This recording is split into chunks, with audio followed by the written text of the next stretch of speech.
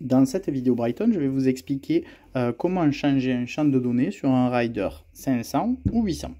Concrètement, à partir du moment où le GPS est allumé, on va rentrer dans le profil.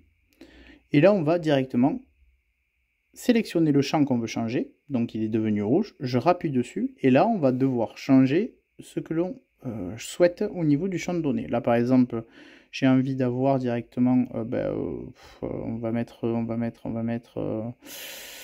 Ben voilà, on va mettre par exemple tout ce qui est en rapport avec les VAE.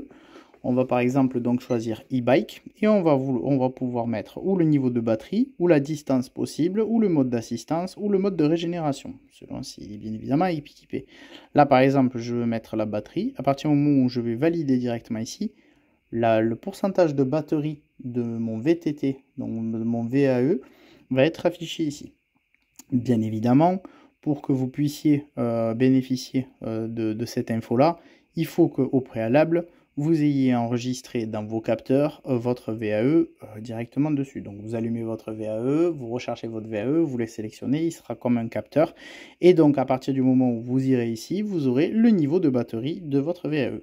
Si vous voulez mettre autre chose, vous rappuyez longtemps, ça devient rouge, vous rappuyez. Si vous voulez mettre par exemple l'heure et je vais dire la durée de la sortie, vous voyez, il n'y a rien de plus simple. Je l'ai sélectionné, ça se met et vous êtes tranquille. On peut le faire aussi avec l'application.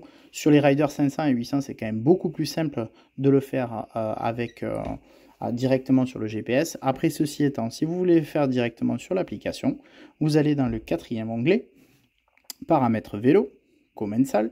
Donc là, c'est par rapport au nom que je lui ai donné. Bien évidemment, ils ne s'appellent pas tous commensal. Je vais dans page, réglage affichage, page de données. Je rentre directement dans le premier écran. Donc là, vous voyez, on avait mis la durée de la sortie. Donc là, vous voyez, à l'instant T, je vais directement appuyer dessus. Et là, je vais mettre l'heure. Et vous allez voir que l'heure va se modifier automatiquement. Donc là, ça met l'heure. Et effectivement, il est 3h28.